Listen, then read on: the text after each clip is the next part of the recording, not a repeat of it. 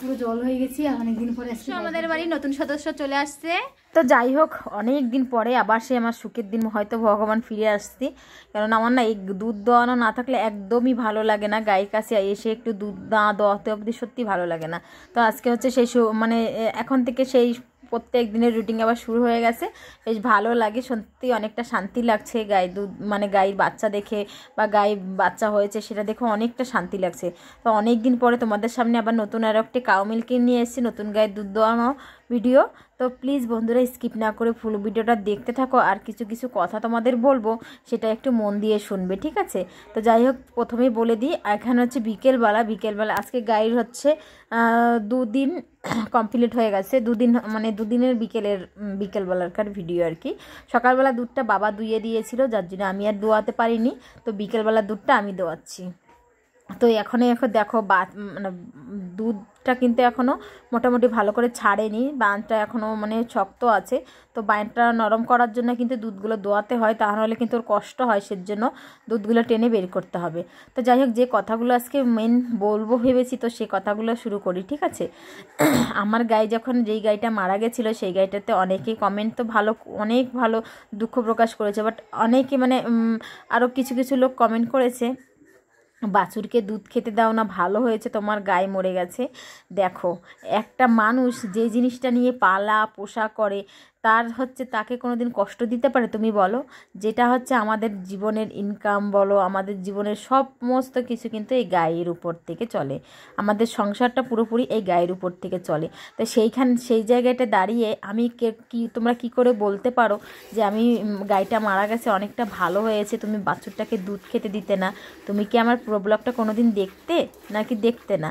কি বলতাম কি করতাম সত্যি মনে হয় দেখতে না তোমরা ব্লগটা ঠিক করে, বা কি বলতাম সেটাও মনে হয় শুনতে না।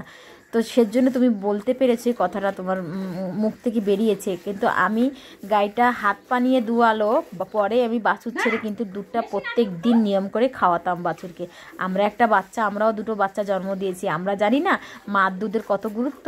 তো সেটা বলেছে, সত্যি অনেকটা খারাপ লেগেছিল। বাট তখন না সময়টা এরকম ছিল যে কিছু বলতে ভালো লাগতো না। তো আজকে ভাবছি যে তোমাদের কিছু কিছু বলি। আর অনেকেই বলেছে খুব ভালো হয়েছে, তোমার সাথে এটা হওয়া দরকার। কেন গো, আমি তোমাদের কি ক্ষতি করেছি? আমি তো কোনোদিন কাউকে কোনো ক্ষতি করিনি, আমি জানা অবস্থায়। আমি চাই না কোনোদিন কারোর ক্ষতি হোক, জানো? আমি সবসময় চাই সবার ভালো হোক, আমার যেরকম ভালো চাই তেমন কিন্তু আমি সবার চাই। আমি চাই না কখনো কারোর ক্ষতি হোক। আর আমার যে এত বড়টা ক্ষতি হয়ে গেছে সেটা তোমাদের ভালো লাগছে? তোমরা সত্যি মানুষ তো? সেটাও মাঝে মধ্যে ভাবতে অবাক লাগে, সত্যি কত রকমের মানুষ আমাদের দুনিয়াতে আছে। মানে এত খারাপ খারাপ কমেন্ট, আমাদের বাঙালি ভাইরাই এইসব কমেন্ট করছো। আর আমার ভিডিও যারা দেখো অনেকেই হিন্দিতে বা ওই তেলুগু যাই হোক, অনেকেই কিন্তু অনেক দুঃখ প্রকাশ করেছে। কিন্তু আমরা একটা বাঙালি হয়ে একটা বাঙালিকে এভাবে নিন্দা করছি বা এভাবে তাকে অপমান করছি। তোমার যদি আমাকে ভালো নাই লাগতে পারে তো তুমি আমার চ্যানেলটাকে দিয়ে সরে যাও, এটা হচ্ছে আমার কথা, তাই না? আর তোমার যদি ভালো লাগে তো দেখো, আর কমেন্টটা তোমরা খুঁটেই ভিডিওগুলো দেখো বলেই মনে হয় কমেন্টগুলো করো। তো এইভাবে কমেন্টগুলো করতে পারো আর কি। তো যাই হোক, কিছু বলার নেই তোমাদের। তো একটাই কথা বলবো, ভগবান তোমাদের মাথায় একটু সত্যি বুদ্ধি দিক, একটা কমন সেন্স তো থাকা দরকার যে একটা মানুষ যে জিনিসটা নিয়ে থাকে তার কোনো দিন ক্ষতি হোক সে কোনো দিন সেটা চাবে। আর তোমরা সেখানে আমাকে কাটা গায়ে নুনের ছিটা দেওয়ার জন্য ওইসবগুলো কমেন্ট করতে, আমার তখন এত কান্না পেত কমেন্টগুলো দেখে। ভগবান, মানুষ দুনিয়াতে কত রকম তুমি তৈরি করেছো, এটাই মাঝে মধ্যে ভাবতাম। কিন্তু আমি না সবসময় সরল মনের মানুষ, আমার মনের এত কুটক্যাচের আমি কখনো মানে কখনো আমি ভাবি না ওসব নিয়ে। বাট তোমাদের কমেন্টগুলো দেখলে আমি মাঝে মধ্যে জনকে আকাশ ভাঙিয়ে মাথায় পড়ছে যে এমন টাইপের কমেন্ট করে কি করে ভগবান জানে। তো যাই হোক, কিছুটা কথা তোমাদের বলার ছিল সেটাই বললাম। তো যাকে বলেছি সেই বুঝতে পারবে। আর আমার যারা ভিউয়ার্সরা, আমি বললাম না আমার 99% 1% হয়তো খারাপ হতে পারে, কিন্তু 99% অনেক ভালোবাসে আমাকে। তো তাদের জন্য অসংখ্য ধন্যবাদ। এখানে হচ্ছে বিকেলকার দুধটা দোয়াচ্ছি, আর বেশি একটা দুধটা দোয়ানো হবে না।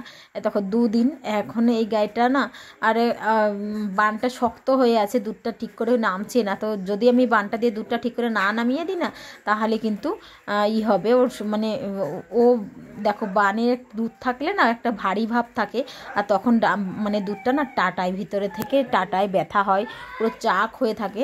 তো 3 দিনের দিন ওর মাথায় মানে গরম জল করে বানটাকে ভালো করে ধুয়ে দেবো, দেব, মাজায় একটু গরম জল দিয়ে ভালো করে ওকে স্নান দান করাবো আর কি।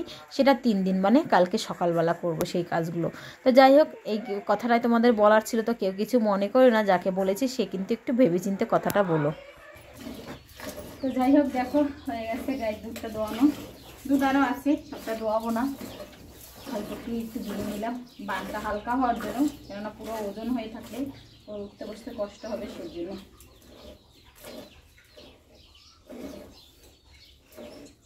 এক হাতে দোয়াচ্ছি, কেননা বানগুলো না পুরো চাক হয়ে আছে, ঠিক করে দোয়ানো যাচ্ছে না। ধীরে ধীরে চাকটা যত নরম হবে দুধটা নামতে থাকবে আর কি।